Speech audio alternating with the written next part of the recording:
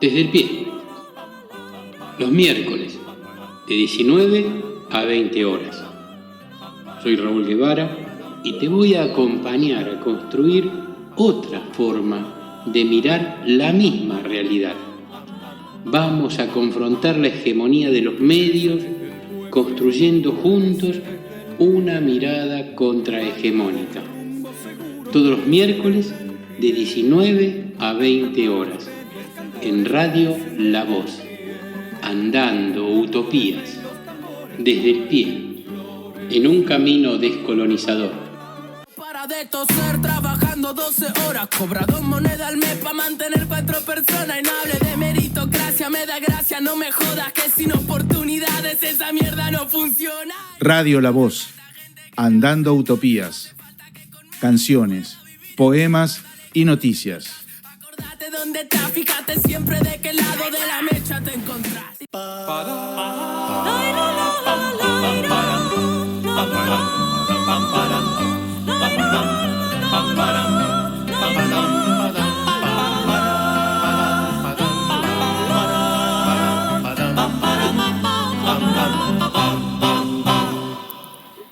Buenas tardes, nuevamente en Radio La Voz, andando utopía, nuestro programita desde el pie para pensar un camino descolonial, en realidad en un camino descolonizador.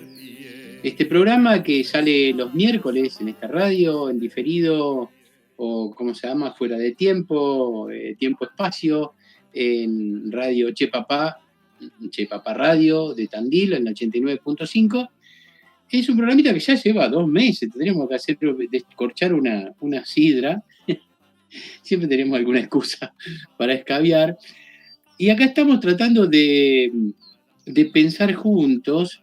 El programita de hoy, la propuesta, tengo 4 ejes para trabajar. Ustedes saben, en cada bloque 1. Y justo estoy pensando, en estos tiempos estoy pensando las militancias y estoy pensando qué pasa con estas iglesias que vinieron a partir de los 60, pero que desde los 2000 para acá están tomando importancia en casi todos los países de Latinoamérica, de la mano de los dólares y en muchos casos de los soportes y de los aportes que hacen los fieles. Entonces, sobre eso estoy pensando que tanto lo que se está haciendo las militancias como lo que se ha hecho con las iglesias forman parte del mismo camino neoliberal para doblegar revoluciones. Incluso para poner la palabra revolución estuve titubeando. Es una palabra abandonada desde el 2000. Después de la quiebra del sistema económico del país en llamas, es una palabra que hemos dejado de lado. Pensamos que con una evolución natural, tanto la nueva derecha como los progres están instalando la idea de que va a haber una evolución natural hacia mejores formas de vida. Mejores formas de vida, como según cada uno lo entienda. Entonces, medio por el lado progre, vamos a decir que mejores formas de vida es mayor inclusión. Es decir, esta sociedad está fantástica y lo único que falta es que incluyamos gente. Así que estemos adentro. Y esto realmente ahí hay un talón de Aquiles, ahí hay un caballo de Troya que tendremos que desatar, porque de eso se trata la ideología. La derrota ideológica es eso, es decir, cuando el enemigo, porque esta es otra palabra que no se está usando mucho, ¿sí? Hablamos de adversarios, somos tan progres y tan democráticos que hablamos de adversarios. Pero el pueblo tiene enemigos, los ha tenido antes y los seguirá teniendo mientras el pueblo sea pueblo. Y en este camino estuve pensando que cómo se hace un pastor, cómo se hace un militante popular. Porque asumo inclusive que las iglesias devenidas del imperio impactan directamente en los sectores populares de la población. Y entonces hay una cierta preocupación. Entonces estuve estudiando, se me ocurrió, fíjense ustedes, que la militancia en algunos casos es como una red de tratas, ¿sí? Y empecé a pensar cuáles son las etapas de esta compleja ingeniería y cómo se somete a la militancia.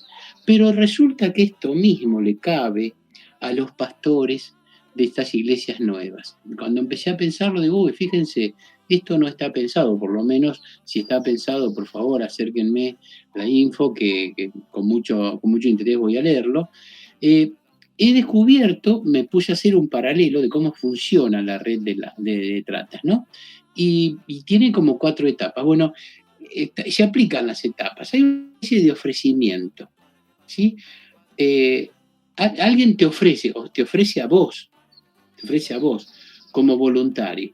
Y entonces dice a las organizaciones políticas que están manejando la torta y que les presentan elecciones inmediatas, sean internas, sean PAS o sean elecciones generales, y te dicen, tengo 10 militantes para cubrir las mesas de fiscales en tal escuela. ¿Sí? Y son todos voluntarios. Lo único que habría que ponerle un sándwich, una coca al mediodía. No necesitan cobrar porque son voluntarios, son militantes, te dicen. Entonces ya a vos, que no estás en ninguna organización, que por primera vez llegás, te sentís incluido en un colectivo, y a varios les está pasando eso. Por primera vez tenés importancia y vas a ser fiscal y vas a representar a una fuerza política que ni siquiera conocés muy bien, pero ahí vas a estar. Inmediatamente, este puede ser uno, estoy pensándolo, lo estoy construyendo, seguramente es un trabajo mucho más, más elaborado, estoy recién con las primeras puntas. La segunda etapa sería la captación. Alguien te ofrece a vos la posibilidad de un puesto o un cargo en algún organismo del Estado, municipal, provincial, nacional, o en algún organismo descentralizado, en caso de ganar alguna elección, que puede ser un PASO, puede ser una interna dentro de una fuerza política, una elección general. Bueno, si ganamos, vamos a tener una manija, entonces te vamos a conseguir algún puesto. Suele ser un trabajo tentador, bien pago, con buenas condiciones. Si sos profesional, incluso hasta te puede tocar, profesional me refiero a un graduado universitario, incluso te puede tocar ahí una buena llegada. Si sos cuenta propista, por ahí te ofrecen tener contratos con vos. Te blanquean y te hacen firmar contratos. Este es uno de los mecanismos de captación.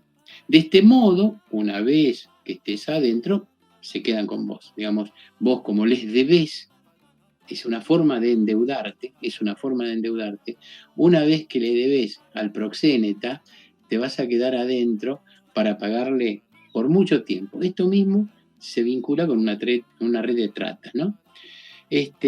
Si no existe la posibilidad de darte efectivamente un empleo, porque bueno, no da para todos, el Estado es una media, es de goma, se estira, pero no tanto. No existiendo esa posibilidad, te ofrecen alguna beca, algún subsidio, una pensión o un plan social. Es decir, de alguna manera, tu militancia va a estar relacionada con un beneficio económico. ¿Sí? Esta es la peor forma de corromper cualquier militancia, la peor forma de corromper militancia. Bueno, peor en el caso de los que entran a algún organismo municipal, provincial o nacional o descentralizado con el sueldo más básico, con el más básico de todos, pero para compensarte te dan algún tipo de viático o alguna compensación extra. Sin embargo, en el ticket vas a aparecer con el más bajo. Siguiente punto que estuve investigando y desarrollando y tratando de pensar, todo esto es un borrador, pero es un borrador que quiero compartir porque siempre aparece alguien que escucha el programa y te tira preguntas que son muy alentadoras para seguir pensando, ¿no? El traslado de tu subjetividad, este es un punto relevante. Y cuando te incorporas a las organizaciones, muchas veces te vas alejando de tu familia. Y vas poniendo a tu familia, a tus amigos de infancia, a los que se criaron con vos, hasta los que compartías hasta hace poco, los vas poniendo en el bando de los gorilas, los enemigos, los ateos, los que no tienen fe. Y esta gente empieza a formar parte de los enemigos, empiezan a formar parte de esa gente de la que te tenés que alejar. Y los compañeros, o los miembros de tu agrupación, o los miembros de tu iglesia, pasan a ser los únicos en quienes confiar. ¿Sí? Entonces, tu subjetividad empieza a cambiar.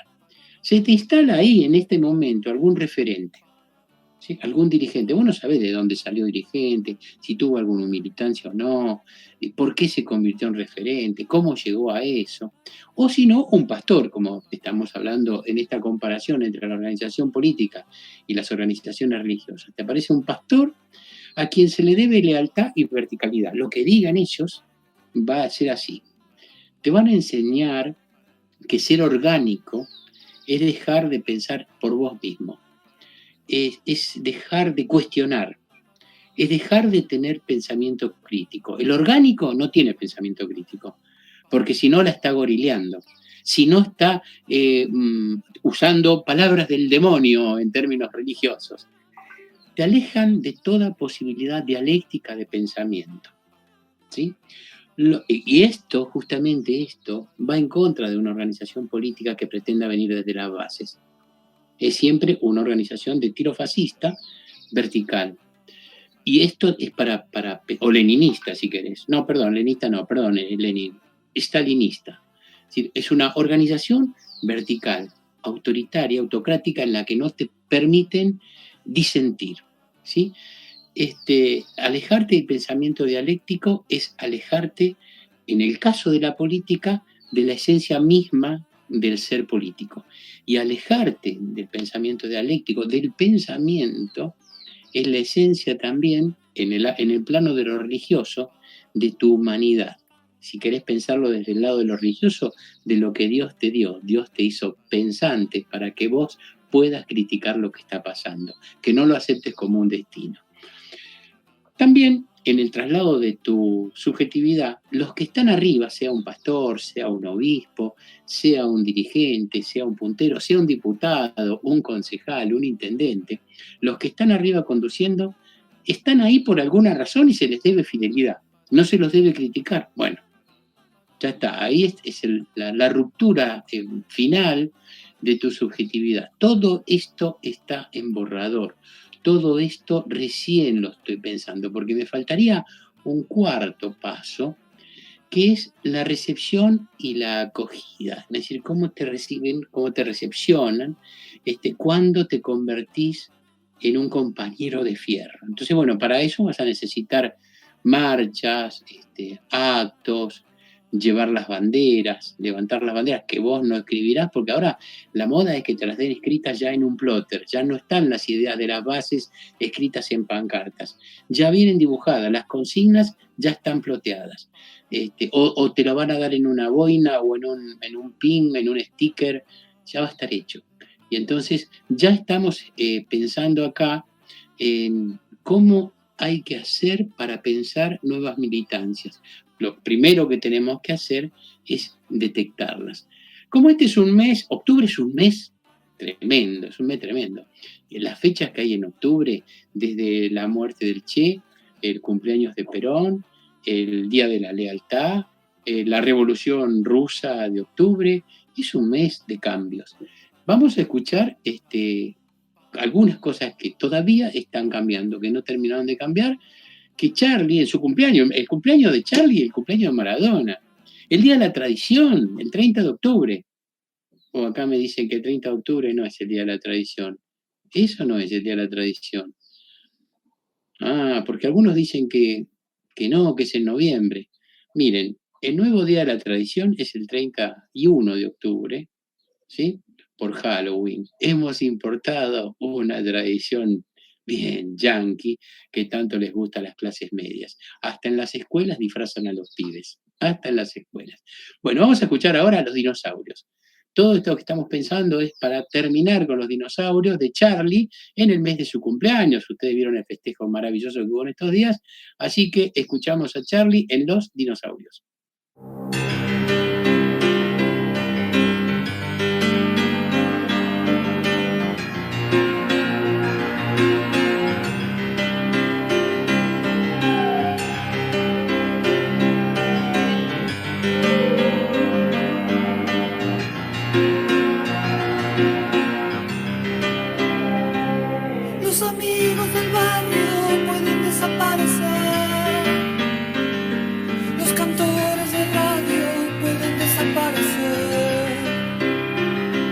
Los que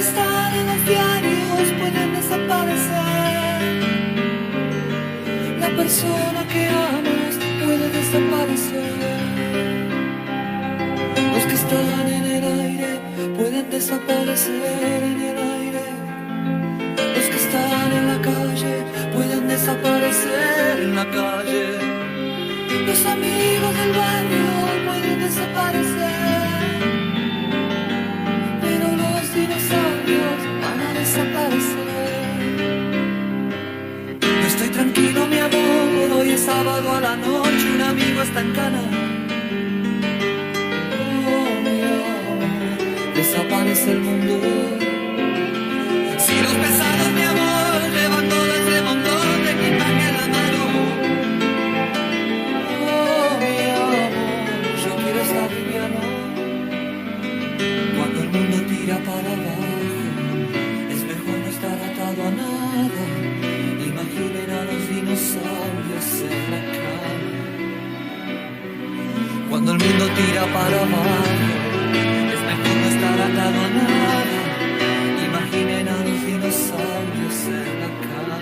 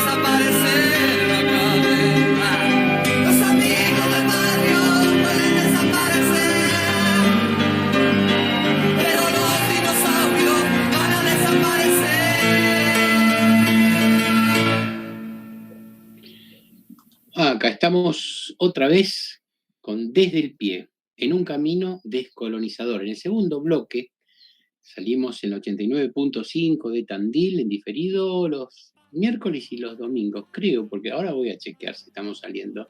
Y estamos también saliendo en Radio La Voz, Andando Utopía, por streaming. Y quedamos grabados después en YouTube, que estamos mejorando. Ahora que Mañeto está ocupado en otra cosa y se olvida de nosotros, no se nos cuelga la red. Y es un programa que estamos haciendo por Meet, y después lo subimos a la red. El tema que es recurrente en nuestro programa es el tema del el pensamiento descolonial, que está atravesado por varias cuestiones, por el racismo, por las discriminaciones de género, por las discriminaciones de clase, y vamos desgranando de a poco, y algunas se cruzan, algunas tienen intersecciones, y en este caso tenemos aquí a Yuderquis Espinosa Miñoso, que siempre traemos a alguna invitada, ¿no? Que es una filósofa, escritora o investigadora, feminista, antirracista y descolonial. La compañera es negra, ¿sí? Y caribeña, y no es cubana. A decir verdad, es muy difícil encontrar pensamiento crítico en Cuba. Qué extraño. También fue difícil encontrar pensamiento crítico durante el estalinismo. Esta compañera es conocida por sus escritos en el ámbito académico de los feminismos, escritos críticos contra los feminismos occidentales, eurocéntricos y heteronormativos.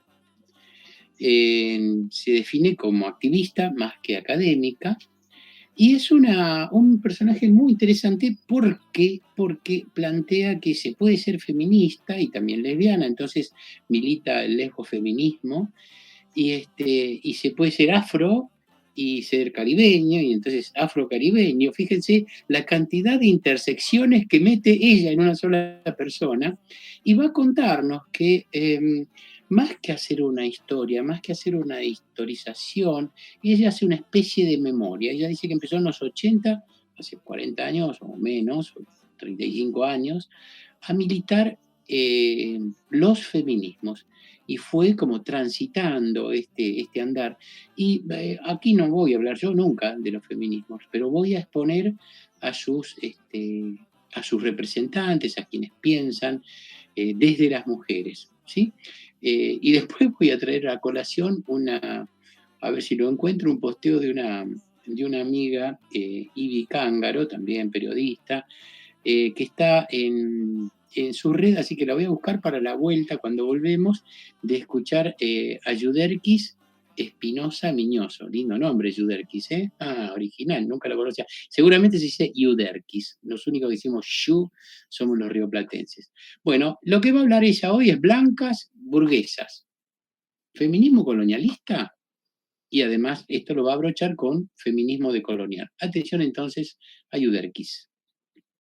El feminismo no es un solo, aunque, bueno, a ver, yo parte de las tesis, yo me he dedicado los últimos años, después de mucho tiempo de activismo, digamos que más o menos unos 15 años, me he dedicado más a la producción de pensamiento crítico feminista, pensamiento feminista,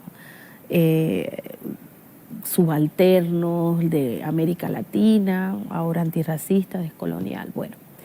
Y una de las tesis que yo estoy poniendo sobre la mesa, luego de que me dedico un poco como como que una de mis mayores apuestas, incluso bastante atrás, al final de los 90, ya yo comienzo a escribir. Y voy escribiendo todo el tiempo respecto de lo que estoy viviendo en el feminismo. Así que he ido haciendo como una especie de memoria, he ido acumulando como un archivo, ¿sí?, de lo que he ido viviendo en el feminismo. Y cuando en los últimos años, a raíz de que quiero ver si entrego esto como tesis de doctorado, me pongo como a sistematizar todo esto que he escrito y que he pensado, llego a la conclusión que al final el feminismo sí es uno solo, ¿sí?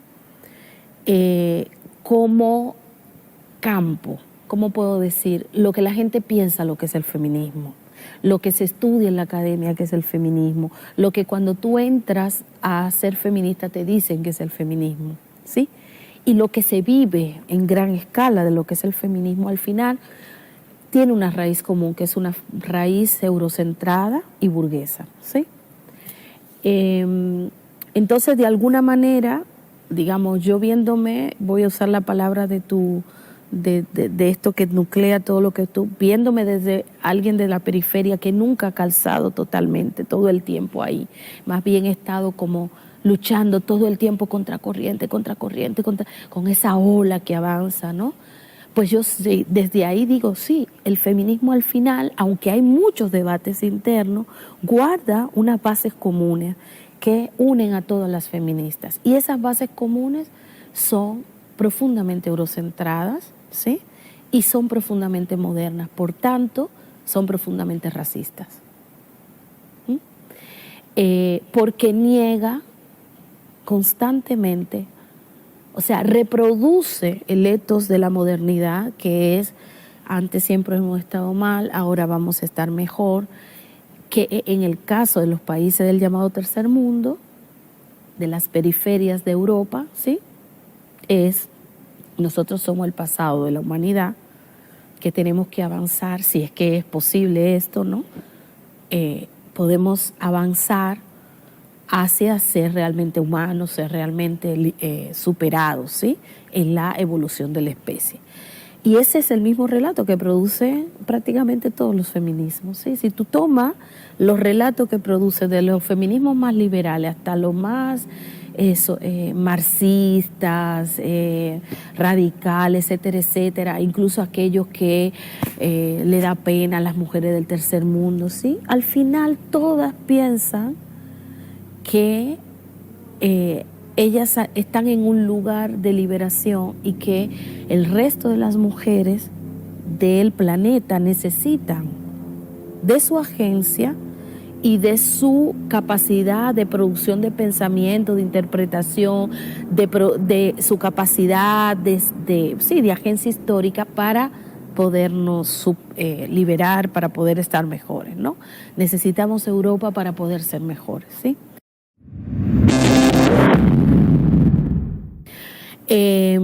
Así que en ese sentido, aunque efectivamente reconozco que se dan una serie de debates, como no lo podría reconocer, cualquiera sabe que hay muchos debates dentro del campo feminista, sin embargo, pienso que al final, desde una perspectiva subalterna, el feminismo es uno, en muchos sentidos, y guarda una serie de cuestiones comunes que hace que sea un proyecto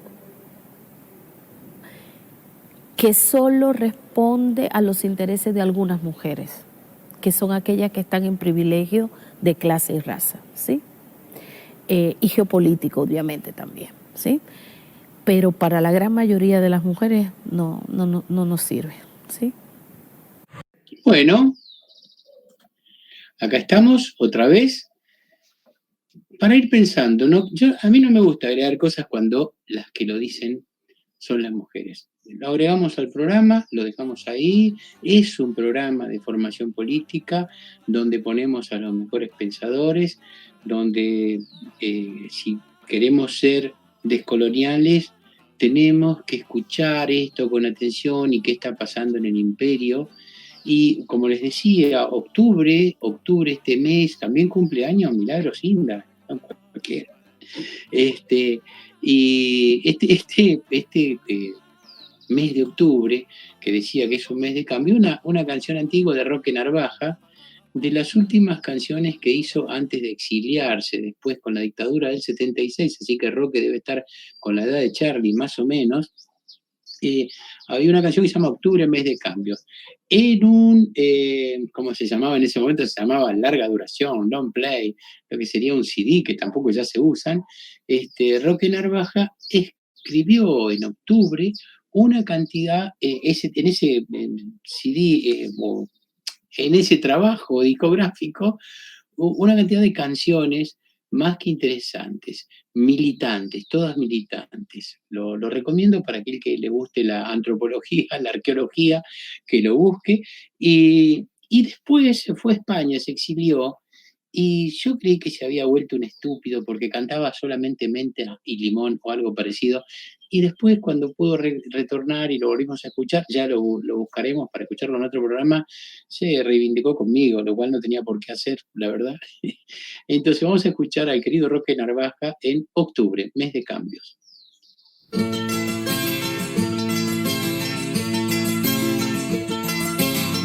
Y hora tan funesta ya llegó la siesta del aburrimiento. Y no existe nada que uno pueda hacer sin molestar.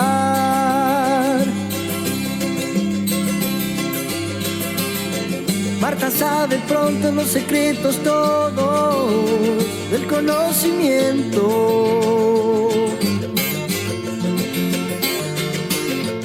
Y no existe nada que la pueda hacer a regresar. Y es octubre quien manda en la calle. Son los cambios que deben llegar. Es América toda una madre. De su vientre saldrá el Salvador.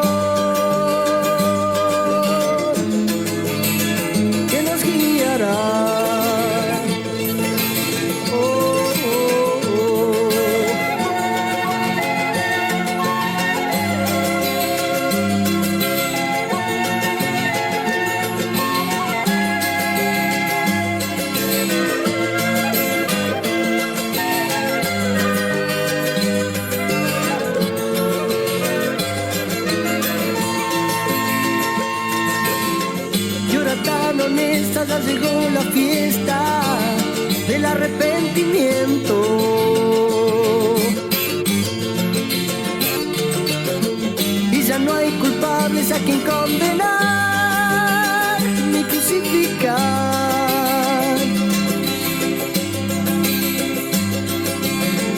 Todos quieren prontas soluciones cortas a su sufrimiento.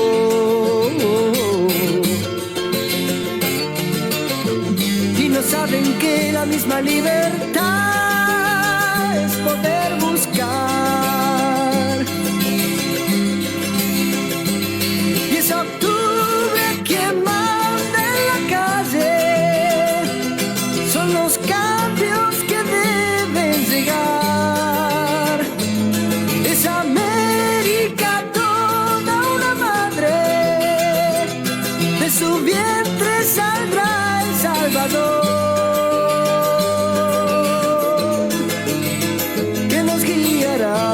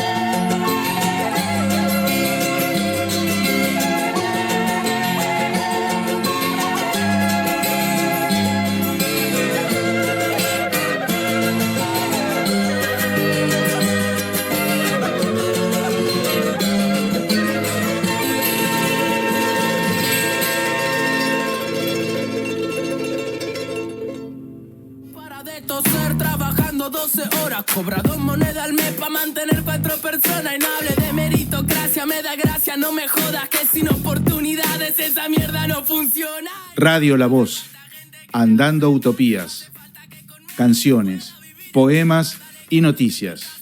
Acordate dónde estás, fíjate siempre de qué lado de la mecha te encontrás. Lleva Querubín jabón líquido para lavar ropa de 900 mililitros al precio de 800. Querubín te da 100 mililitros gratis para que laves más, pagando menos. Úsalo con suavizante Querubín Premium para que tu ropa quede más suave y perfumada. Grupo Queruclor.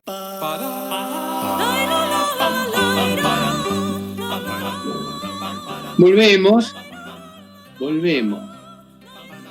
desde el pie en un camino descolonizador.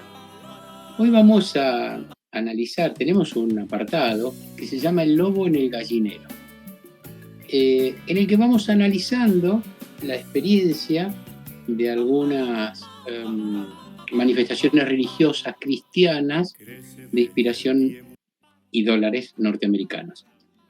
Y hoy vamos a dedicarle un tiempito a la fe como satisfacción de la codicia. Resulta ser que hay lo que se ha dado en llamar el Evangelio de la Prosperidad. Y accedí a un trabajo, voy a leer algunas partes y después les voy a decir de dónde viene, que es lo más interesante. El Evangelio de la Prosperidad sería, vamos a ver, una crítica, es una crítica a este trabajo, ¿no? El Evangelio de la Prosperidad también suele referirse a ello como el Evangelio de la Sanidad y la Prosperidad. El Evangelio de pídalo y recíbalo, o el Evangelio de la codicia. Es uno de los énfasis de crecimiento más veloz dentro de la Iglesia contemporánea, con una prominencia inicial entre las iglesias pentecostales y carismáticas. Se ha diseminado actualmente a través de diversas denominaciones y tradiciones eclesiásticas.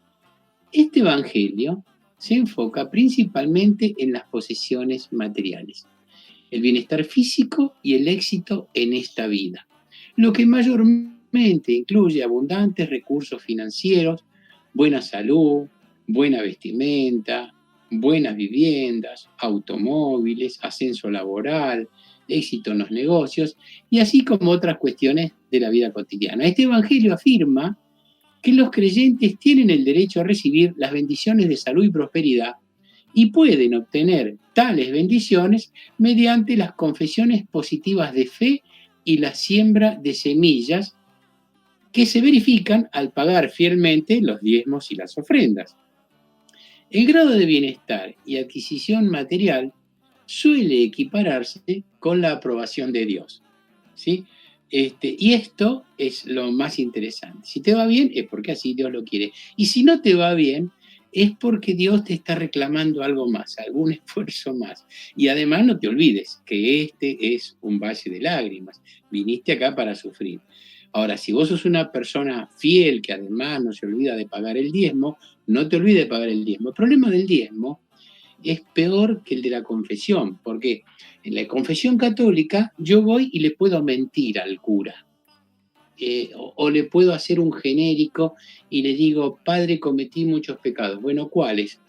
Me quedé con un vuelto, qué sé yo, y el último que digo, y mentí. Entonces, aunque le haya mentido al cura, el cura después me absuelve.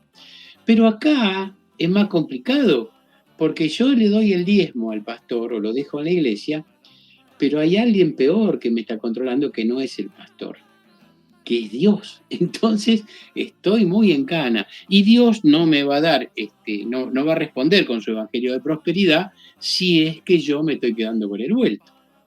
Entonces, dicen estos que hacen el análisis que algunos pioneros en la promoción del énfasis en la prosperidad son, por supuesto, norteamericanos. Dicen que las raíces del Evangelio de la Prosperidad se trazan con facilidad hasta su origen en Estados Unidos. No caben dudas de que muchas cosas positivas se han originado en dicho país, incluyendo una rica herencia cristiana desde el siglo XVIII y con tradición evangélica en el siglo XX. Sin embargo, han sido principalmente los televangelistas norteamericanos o evangelistas de la televisión quienes han dado mayor prominencia a la prosecución del materialismo y la movilidad social ascendente por medio del evangelio de la prosperidad. Muchos norteamericanos consideran con que este evangelio no es otra cosa que el antiguo buen sueño americano vestido con ropaje bíblico. De acuerdo a Don McConnell, la doctrina de la prosperidad es un ejemplo en bruto del acomodamiento cultural de la Iglesia a los valores mundanos del materialismo norteamericano. Warren Weavers, que no sé quién es, identifica el Evangelio del Éxito como uno que se ajusta perfectamente a la sociedad norteamericana que adora la salud, la riqueza y la felicidad. Y hay un tal Gordon Fee que dice así: el cristianismo norteamericano está rápidamente infectado por una enfermedad insidiosa, el así llamado Evangelio de Sanidad y Prosperidad, aunque posea muy poco del carácter evangélico. En su forma más descarada simplemente dice, sirve a Dios y vuélvete rico. Y en su forma más respetable, pero perniciosa, construye catedrales de cristal de 15 millones de dólares para la gloria del opulento cristianismo suburbano. Bueno, estas son miradas que hacen ¿quiénes hacen esta observación interesante? La gente del movimiento de Lausana. El movimiento de Lausana es un movimiento occidental muy potente, con pretensiones universal, que surge en el año 74, en 1974, ¿sí? En los últimos días de los yanquis en Vietnam, preocupados por el crecimiento de la iglesia latinoamericana, de las iglesias en África, de las iglesias católicas, especialmente preocupados sobre todo porque ha habido una reconversión después del Concilio Vaticano II y en el caso de Latinoamérica de los documentos de Medellín, del encuentro de obispos en Medellín, donde se pone al pueblo como prioridad para la iglesia. Y esto los preocupa y entonces se reúnen, se juntan, se organizan y se fortalecen. Ese sería el movimiento de Lausana, que ahora ellos están preocupados porque en vez de perder fieles a manos de la Iglesia Católica, están perdiendo fieles a manos del Evangelio de la Prosperidad, una nueva forma de hacer política, una nueva forma de hacer política religiosa, vinculada a lo económico fundamentalmente. Una forma de salir de la pobreza es meterse en esas iglesias. Bueno, vamos a seguir llamando la atención porque es algo desatendido por los movimientos políticos latinoamericanos, progresistas, digamos, los que están del lado del pueblo, los movimientos populares, incluso por los movimientos populistas, pero que la derecha presta demasiada atención. Podemos encontrar cómo distintos líderes de la derecha, Bolsonaro, Macri, Piñera, se hacen bendecir por los pastores de este Evangelio de la Prosperidad. Vamos a entonces ahora, me olvidé que también está la Noche de Brujas ahora, ¿no? Noche de Brujas, porque es Halloween y la Noche de los Difuntos. En México me cuentan, porque no estuve y me gustaría estar alguna vez, me cuentan que para la Noche de los Difuntos la gente se va al cementerio, al lado de la tumba de su deudo, de su ser querido, y se enfiesta, gran escabio, y música para homenajear con alegría el fin de esta vida terrible y el paso de su difunto a una buena vida, a una mejor vida. Entonces, y de hecho ellos tienen un santo, no canonizado por la Iglesia Católica, al que llaman San la Muerte, ¿no? Pero bueno, en la Noche de Brujas, las brujas quemadas por la Inquisición europea, especialmente en España, porque eran mujeres portadoras de saberes, mujeres sabias, que ponían en contradicción, en duda lo que el patriarcado venía a decir. Esas mujeres sabias fueron torturadas hasta que reconocían ser brujas, inmediatamente después quemadas. Esas brujas quemadas, vamos a escuchar una canción que se llama, del folclore tradicional mexicano, se llama La Bruja, por un cuarteto musical de mujeres, Tempus Quartet, no sé por qué pusieron un nombre mexicano, lo vamos a escuchar y suena lindo. Y después nos encontramos de vuelta. Entonces ha pasado nuestra sección, El lobo en el gallinero, la fe como satisfacción de la codicia.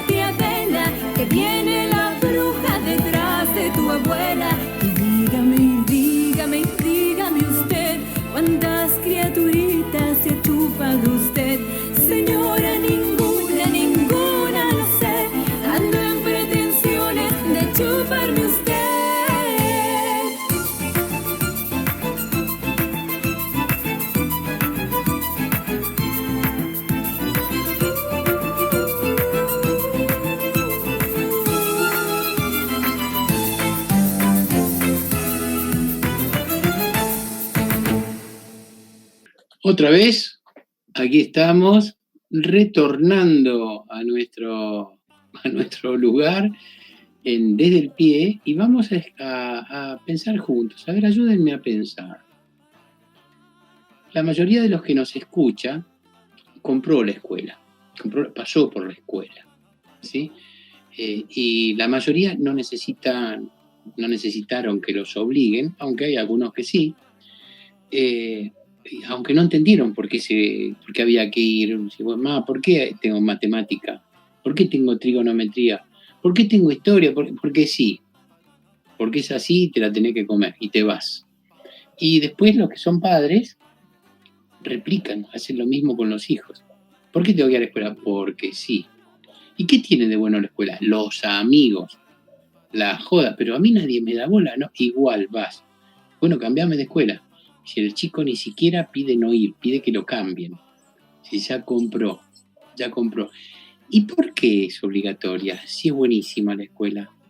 Es decir, la mayoría de la gente que nos escucha ni se le ocurre pensar qué estás planteando. ¿Cómo me vas a venir a plantear que no tiene que ser obligatoria? Insisto, no tiene que ser obligatoria. Nadie puede aprender nada obligatoriamente, pero podemos hacer una cosa, juguemos. Busquemos algún argumento psicológico que demuestre con algún psicólogo que ustedes quieran, de la corriente que quieran. Yo no conozco mucho, ¿no? Pero conductista, constructivista, psicoanalítico, el que ustedes quieran. Yo tenía algunas más que conocía, pero bueno, el que ustedes quieran. Y argumentenme desde ahí las bondades de la escuela obligatoria. Y si no, bueno, psicológico no, bueno, búsquenme ustedes un argumento pedagógico, seguramente alguna gente vinculada a la pedagogía. ¿Qué pedagogo encontrarán ustedes en la historia de la pedagogía? ¿Cuándo comienza la historia de la pedagogía en Occidente? ¿Quieren empezar con Platón? Bueno, váyanse a Platón y busquen desde Platón para acá si alguno de los filósofos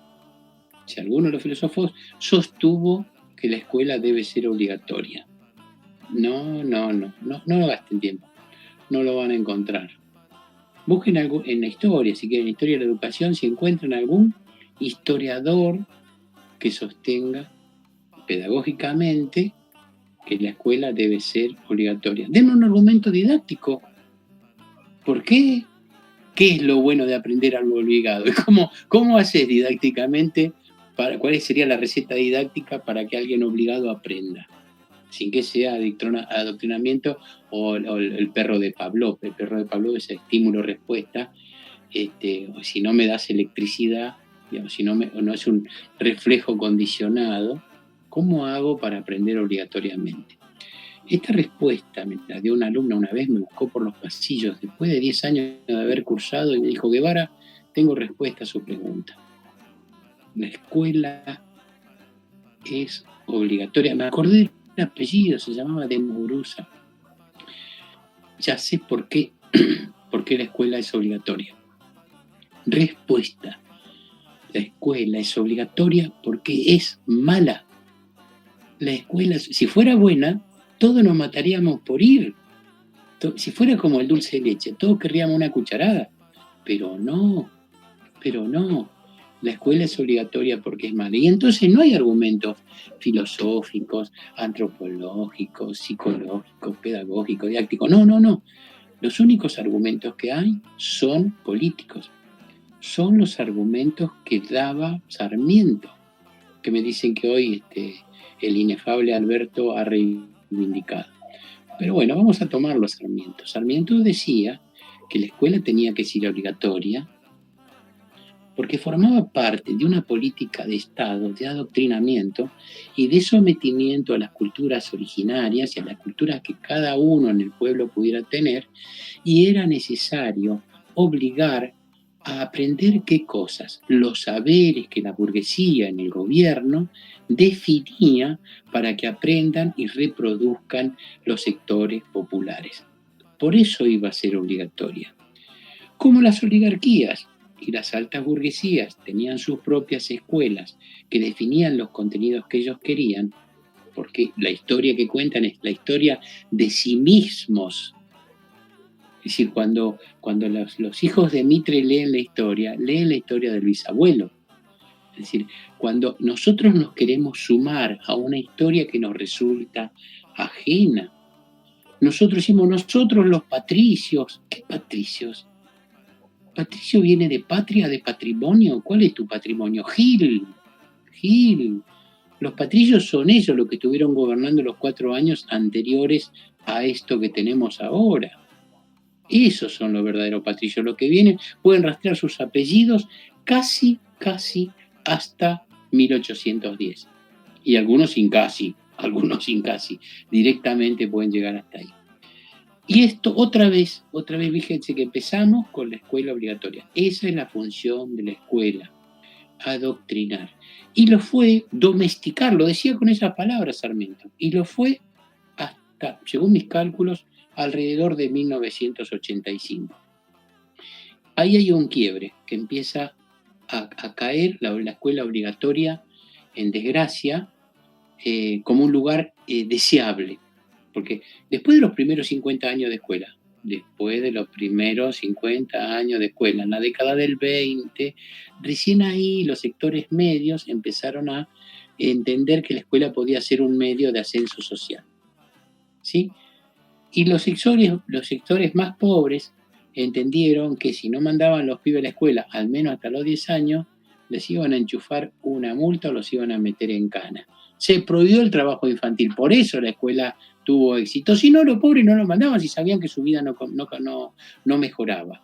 Lo mismo que pasa con el secundario obligatorio. Será obligatorio, pero los pibes no van. Hoy lo estaba viendo a Elegante, piola el pibe, Piola el pibe. Dije, no, yo no recibí la compu porque justamente había dejado la escuela secundaria. Y la escuela, cuando se hace obligatoria es porque algo no anda, porque no es un bien deseable. ¿Por qué no me obligan a tener una vivienda propia? Están en el mismo artículo de la Constitución. ¿Sí? Como derecho a la educación, como el derecho a tener vivienda propia. ¿Por qué no me obligan a viajar por todo el país, a entrar y salir del país cuantas veces quiera? ¿Por qué no me obligan y me lo financian? Porque si me financian la escuela, financiame ese derecho. ¿Sí? Esto es verdaderamente porque la razón es política. Y si la escuela es tan mala ahora, ¿por qué sigue siendo obligatoria? Bueno, acá hay un corte, dije este en 1985. Solamente lo voy a presentar para desarrollarlo en otro momento. A partir de 1985, los sectores medios se dan cuenta que la escuela viene en picada. Y entonces empiezan a crear sus propias escuelas. Se las va a llamar privadas porque no hay otra forma de llamarlas. En otras provincias se las llama, como antiguamente se llamaba, escuelas particulares. ¿Sí? Y estas escuelas particulares no son solo empresas. Van a aparecer muchas empresas educativas después de los 90, pero antes había cooperativas de docentes comprometidos que decían, no, acá no va más, yo quiero laburar fuera de la burocracia, quiero laburar con gusto, quiero disfrutar este trabajo. Entonces hay muchas cooperativas docentes que se crearon, hay muchos padres que se dieron cuenta que la escuela era mala y crearon sus escuelas, ¿sí? Una asociación de padres. Hay muchos pueblos donde el Estado no llegaba, donde hay escuelas dependientes de asociaciones de padres, además de las confesionales. Las confesionales ya venían de antes, venían incluso durante la colonia estaban las escuelas confesionales, así que no es algo nuevo. Entonces aparece una cantidad de escuelas que van viendo que sí, que puede ser un buen valor, y entonces donde los padres voluntariamente manden los chicos y estén dispuestos a pagar por una buena educación, con docentes que están dispuestos a dar una buena educación. Y ahí hay un cambio, entonces. ¿Y qué vamos a hacer con el que no está dispuesto, que no ve que la escuela pueda ser buena? Bueno, a ese lo seguimos obligando. Pero no le enseñamos nada, no importa. Hay que incluir, hay que contener. ¿Sí? El fin de la escuela, en la Constitución de la Provincia de Buenos Aires de 1994, dice que el fin de la escuela será asistencial. No dice pedagógico en ningún momento. No lo dice, busquen. El rol de la escuela será asistencial. Por eso hay comedores escolares que tienen como rehenes a los pobres que no tienen qué comer. Si no van a la escuela, no pueden acceder al comedor. Eso es una vergüenza. Eso no es progresismo, ni siquiera es populismo. ¿Sí? Es el liberalismo más berreta. ¿Y por qué es importante que los pibes estén en la escuela? Para protegerlos.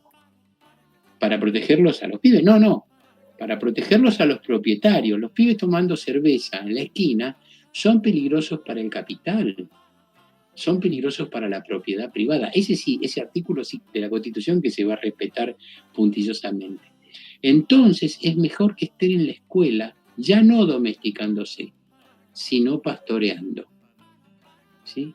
Entonces lo importante, aunque no aprendan nada, la escuela después va a certificar que estuvieron ahí, no que aprendieron algo. Van a tener un certificado de aguante de 5 o de 6 años en un secundario que estuvieron ahí. No se puede garantizar con ese certificado que esa lista de contenidos que están ahí puedan darse cuenta, que los chicos puedan dar cuenta de eso. Pero eso es otra historia. Entonces aparece dos cosas. La domesticación, pasamos de la domesticación al pastoreo. Pero los sectores medios no quisieron el pastoreo y crearon su feedlot. El feedlot es la forma de producir un ganado ya no domesticado, es decir, alimentado, sobrealimentado, sobrepreparado, y esta forma de feedlot es lo que va a cambiar la forma de pensar la educación. Se lo dejamos para la próxima. La escuela es obligatoria porque es mala. Nos vemos la semana que viene.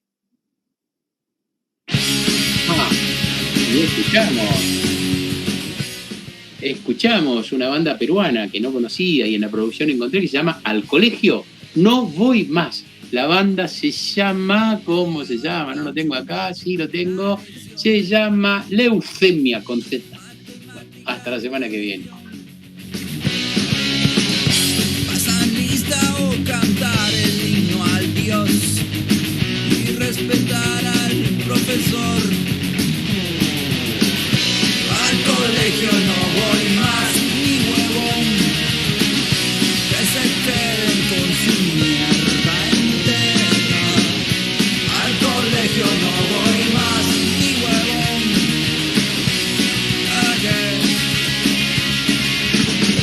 desde el nido, la primaria o superior, siempre la misma opresión.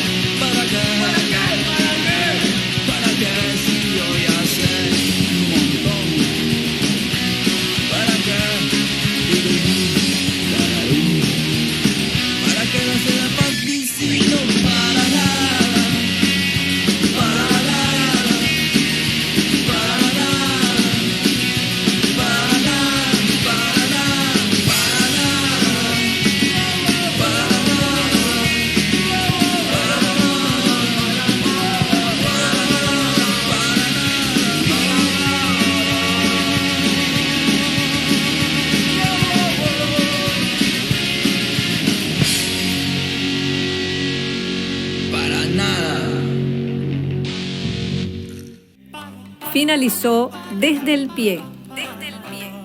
Los esperamos el próximo miércoles 19 horas.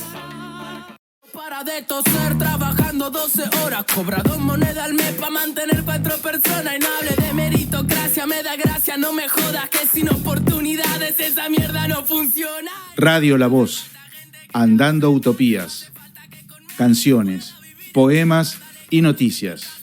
Acordate dónde estás, fíjate siempre de qué lado de la mecha te encontrás.